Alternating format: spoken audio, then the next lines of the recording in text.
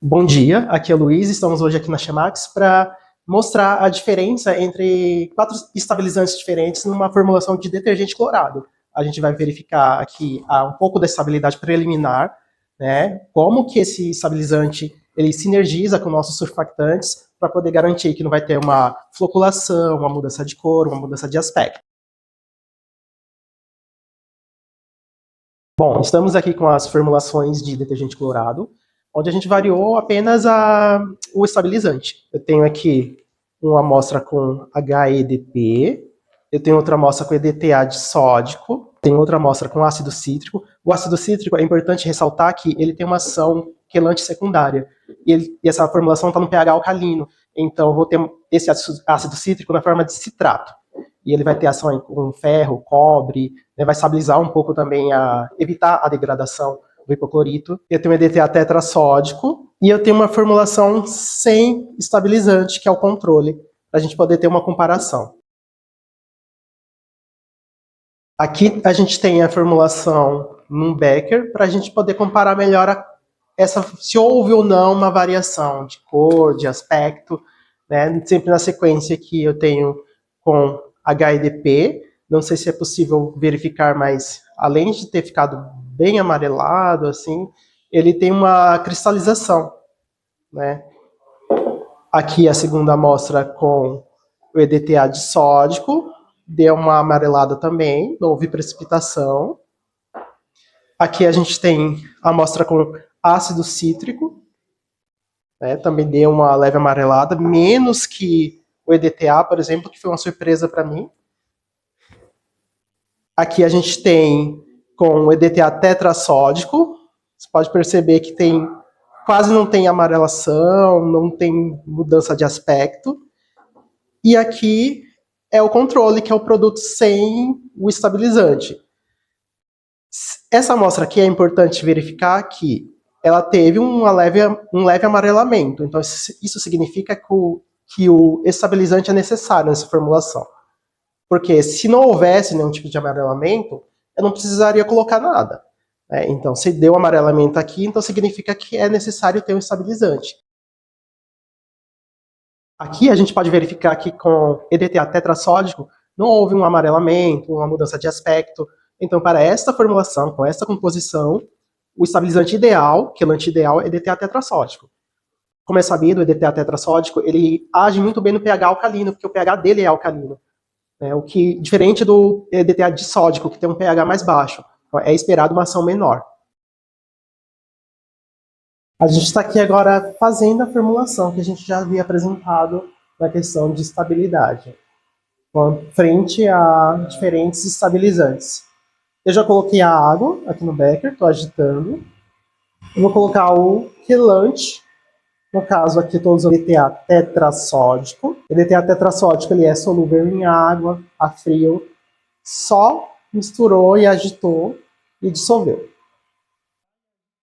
Bom, já posso continuar aqui com o lauril éter sulfato de sódio, que é o nosso sulfactilase, um surfactante aniônico, alto poder de detergência. Essa é uma formulação onde eu preferi ter uma pegada mais biodegradável, menos agressiva. Né? Então, utilizei um surfactante que não é muito comum em detergentes. Bom, vou adicionar o surfactante.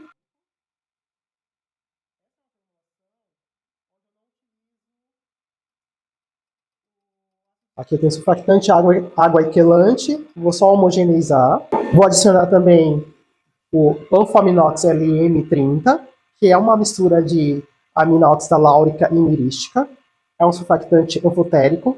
Ele vai atuar aí como co-surfactante e vai ajudar na formação de micela, vai dar uma viscosidade melhor. Homogeneiza. Essa formulação é bem simples, bem fácil, bem rápida. Já vou continuar aqui com a solução de hipoclorito de sódio. Eu estou usando a 12%, mas você pode utilizar outra concentração que seja mais adequada. E vou colocar aqui o hidróxido de sódio. O hidróxido de sódio ele vai atuar aqui como alcalinizante da formulação e como um doador de viscosidade também. Você já percebe que ele muda a viscosidade, né? Ele tem sódio na composição dele, então você tem muito sódio livre aqui para poder formar micela junto com os surfactantes e a água. Esse tipo de formulação, né, detergente alcalino clorado, ele já tem esse pH mais alto alcalino por conta da estabilidade do hipoclorito. O hipoclorito ele tem a ação dele no pH mais neutro, mais ácido. Se eu fizer uma formulação num pH 8, por exemplo, 7, ele vai começar a interagir e degradar com o tempo. Então eu não quero que isso aconteça, eu quero que isso aconteça na hora que você está utilizando. Então a formulação ela vai ter um pH alto. Na hora que você está utilizando, você pode acidificar uma solução e utilizar o produto para uma melhor performance dele. Esse tipo de formulação, como ele é usado para limpeza pesada, às vezes não se usam fragrância, mas é opcional. Você pode utilizar fragrância, conservante. Eu gosto de colocar um pouco de conservante, apesar de eu estar utilizando hipoclorito, que ele já vai ter uma ação bactericida. Eu estou no pH alcalino, onde a maioria das bactérias não vão sobreviver, mas como é uma formulação que tem bastante água, para garantir ali, eu gosto de colocar um pouquinho de conservante.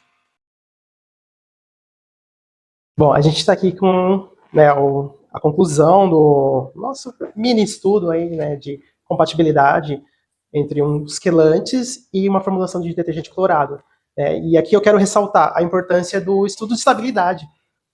Toda matéria-prima que você vai utilizar numa formulação, por mais que você tenha um conhecimento teórico, você tenha um material técnico, uma referência, você tem que testar. Uma frase que eu vi, eu acho que é importante, é o seguinte, que a química é uma ciência experimental. A gente tem uma teoria que embasa, mas a gente só vai ter certeza do resultado na hora que estiver fazendo. Então é importante você fazer a estabilidade do produto, colocar em condições variadas. Aqui eu coloquei só numa estufa, como é uma coisa preliminar, para a gente poder ter uma ideia. Eu coloquei numa estufa a 45 graus durante uma semana só. E aqui a gente já observou que já teve uma variação de cores, já houve uma mudança de cor, já teve uma condição onde houve precipitação. Isso já é um indicativo de qual condição é melhor para o produto. E a gente teve aqui como resultado que o EDTA tetrassódico, para essa formulação, é a melhor condição. Aqui ficou evidenciado a importância também do teste de compatibilidade entre matérias-primas. Eu posso dizer que com HEDP houve uma incompatibilidade, porque houve uma mudança de estado físico, houve precipitação. Outro ponto é o teste de compatibilidade com fragrância. Se você for utilizar fragrância na formulação que tem um oxidante forte, que é o hipoclorito, você tem que testar antes. Sempre testar antes e colocar em estabilidade, porque pode ter amarelamento, pode ter turvamento e perda de viscosidade.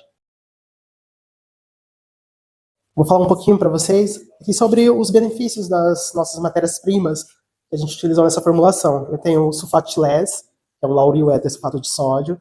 Ele é um surfactante aniônico, tem um poder de detergência alto, forma uma espuma abundante, mas uma espuma que dura pouco. E eu combinei ele com o Anfaminox LM30, que é uma combinação entre aminóxido láurica e mirística. Essa combinação ela vai ajudar a manter essa espuma por mais tempo, vai dar mais cremosidade na espuma, vai estabilizar um pouquinho o lauril. E aqui a gente tem, eu vou mostrar um pouquinho para vocês, um parceiro nosso, que é a Gerberger Fragrâncias. Caso vocês forem utilizar fragrância na formulação de vocês ou em outras formulações, entrem em contato com eles e sempre apoiam a gente aqui com os testes, enviando amostras, a gente verificar a compatibilidade, indicar para o cliente também. Eu deixo aqui o convite para vocês acompanharem nossas redes sociais, que lá a gente sempre está postando mais dicas, mais sugestões de formulação, outras matérias-primas. A gente tem aqui um portfólio grande de matérias-primas, de ésteres, surfactantes. E entrem em contato com o time comercial, peçam uma amostra dos nossos surfactantes, testem e nos digam se vocês gostaram ou não. Obrigado.